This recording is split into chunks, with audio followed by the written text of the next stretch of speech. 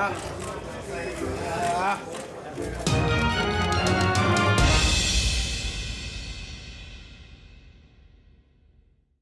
Fury says that Deontay Wilder will be sued if he tries to fight Andy Ruiz instead of him early next year. What up, Fight World? It's your boy Ego, and I'm back with some more boxing. Make sure you smash the like button. Also, subscribe to the channel for the latest and greatest in boxing. If you want to become part of the gang, notification gang, please hit the bell icon. Shout out to the Super Chats, channel donations, the Venmo donations, and the Patreon family. We working. Also, sign up for ESPN Plus below. Link is in the description of all my videos. It definitely helps the channel as I am an affiliate. And Tyson Fury is about to fight Otto Wallen this week. That fight is only on ESPN Plus. Again, if you'd like to sign up, link in the description. Also in the description, there's an interview with Tyson Fury from IFL, and I want to go over what he said about Deontay Wilder, and I'll just jump right into the quote and then give my thoughts. If you're new, consider subscribing, smash the like button. Tyson Fury told in an interview, he says, "It's not about the money for me, it's about victory and glory." You know, Wilder made an interview recently with 78, and he says that he thinks Tyson Fury should step aside, and if Ruiz comes through, let them fight for undisputed. So Tyson Fury says, "It's not about money for me, it's about victory and glory. I'm not interested in any money they can give me. The contract has been signed for February 22nd. Agree or you will have a lawsuit on your hands. Whatever reasons he's got why he thinks he shouldn't fight me, but I think we owe it to the fans. We owe it to the boxing world. Why not get it on and do it? I'm going to get paid a lot of money to fight, so let's get it on and do it. Let's honor the contract and fight." That's done. The Wilder rematch is done for February 22nd, and he can't break it because that's a law-binding contract. The only way he can get out of his contract is if he retires or if he pulls out injured and doesn't decide to fight anyone. February 22nd in Las Vegas, USA. And that's Tyson Fury's comments, right? And he also took some shots at Eddie Hearn. He says Eddie Hearn and Anthony Joshua are doing their own careers and their own jobs. Why should they be bothered about mine?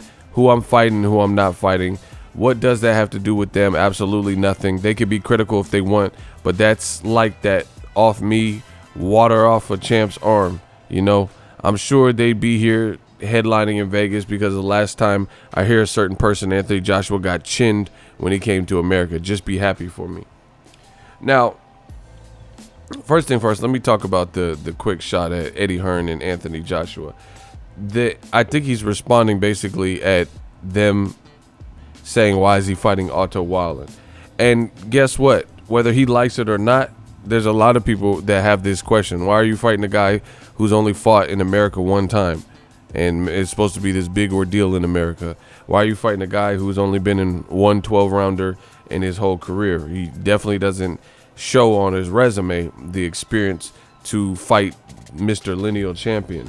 So I'm not against the concerns or criticism fans or Eddie Hearn and Joshua have. Joshua, the thing is, he's said a lot of things that I don't necessarily agree with, that I've talked about on my channel, but you got to commend him for the fact that he was in a difficult fight where he got stopped against a very good fighter who is now a champion, and he's going right back into the fire to fight that same person again. So we can't say anything. You could say, the only thing you could say is Joshua is foolish and why is he fighting against a guy that just beat him without doing a tune-up. But you can't question his heart in that way, you know, because he's going right after it again. Meanwhile, Tyson Fury is the very opposite. Tyson Fury, his last big name obviously was Deontay Wilder. He scored a draw and he got knocked down and almost knocked out in the final round, right? Really, he was knocked down, then he, woke back up or whatever. But he's running around saying he beat Wilder 10 rounds to 2, yet look at how he's regressed in his competition. So, Tyson Fury can get upset at the criticism or whatever you want to call it, but at the end of the day, Joshua has a leg to stand on because he is fighting better competition and has been fighting, better. Povetkin, Andy Ruiz. These guys are definitely more known and known about than Tom Schwartz and Auto Wall and autocorrect or whatever. So that's my rebuttal to that.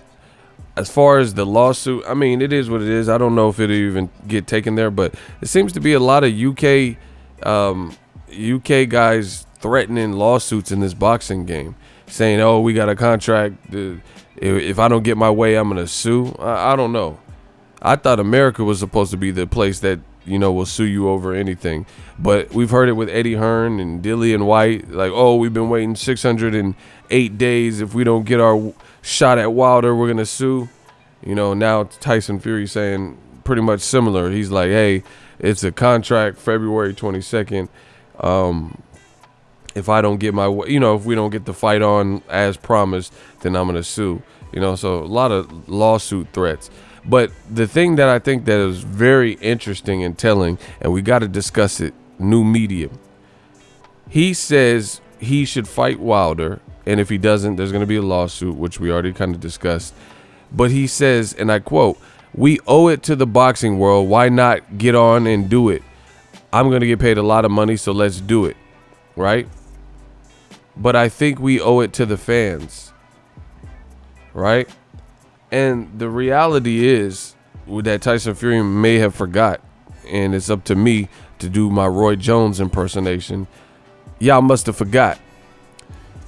They could have already fought this year, and it wasn't Wilder's fault. So I'm not pressed about Wilder feeling a type of way, because you have to understand, from Wilder's perspective, he's been trying to get undisputed. When Joshua had the belts, he was trying to go through Joshua to get the belts. But we know all the games from Team Joshua and Eddie Hearns and Barry Hearn and stuff. So the fight never amounted. So I don't blame Wilder for if Ruiz comes through the Joshua rematch and Ruiz is already on the PBC side wanting to go for undisputed, because this has been his goal. Wilder, his little slogan or whatever, one face, one name, one champion, Deontay the Bronze Buck. He's been saying that. He was willing to fight Joseph Parker. I have videos. It's a black and white video where he called out Joseph Parker when he was a champion. He's been trying to unify and fight these guys. So it becomes easier with Ruiz if he gets past Joshua again and retains the belts, just because he's a Heyman guy, and they're not going to have to go through some kind of secondary promotion to get the fight cracking. So I don't blame Wilder. But furthermore, Tyson Fury keeps saying, "I think we owe it to the fans and we owe it to the boxing world." If you felt that way and you are already in deep negotiations, contracts sent, and awaiting a response, send location, for a fight in May at the Barclays Center, then why did Tyson Fury and his team sign a deal with ESPN that would prohibit them from doing an immediate rematch? All this to fight guys like Tom Schwartz and Otto Wallen and allegedly build up the fight. So Tyson Fury could say what he wants, but it doesn't sound believable at this point. Now he wants to fight him. Like I said, if you have the complexion for the protection, they want to give you every chance to recover and not have to take on your issues head on. When Andre Ward was in a tough fight with Sergey Kovalev, it was almost expected that he could not retire. He could not fight Adonis Stevenson or anybody else not named Sergey Kovalev until he set the record straight in the Kovalev fight as to who won, because some people thought that Kovalev pulled it out and should have won, and some people thought Ward should have won. So he had to clarify that.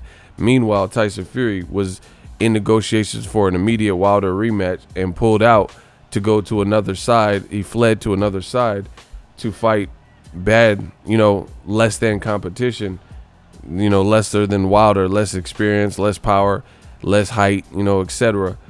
And now he's claiming, "Oh, I'm going to sue Wilder if I don't get the fight. We should get it on. Let's not fight." But why? I don't blame Wilder's frustration, because the Fury fight could have already happened by now, and it should have happened by now, and it didn't happen because of Bob Arum, Top Rank, ESPN, Frank Warren, and Tyson Fury, because they were already in negotiations. They had a venue set and locked, and Tyson Fury, pulled the wool over people's eyes and went over and started working with ESPN, who clearly had designed, a tune-up schedule for Tyson Fury.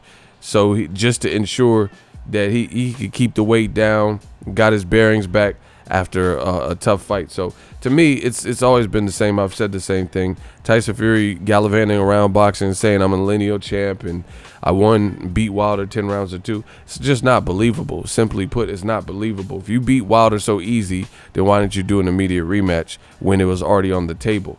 Even if you wanted to sign to ESPN because they had so much money, why can't you say something to the effect of, hey, I really like this deal, but you know, I'm the star, I'm the brand. I got unfinished business with Wilder, and let's do it for the boxing fans and all the stuff you're saying now. We owe it to the boxing world. Let's do it for the boxing fans. I cannot go forth with my career until I set the record straight. And then we wouldn't be worried about it, and Wilder would be able to fight the winner of Joshua Ruiz without, you know, now trying to settle the score with Tyson Fury. So that's my 2 cents, new media. Let me know what you guys think. Drop your thoughts in the comment section. Make sure you smash the like button as always. Hate, comment, and subscribe. Till next video is Ego signing off. So if you enjoyed this video and want more content like this on the channel, you can show your appreciation by going to the PayPal donate button or the YouTube support button, and you can donate any amount that you feel is equivalent to the value of this video. Much more to come. Thank you guys for your support. Boxing Ego, the future of boxing.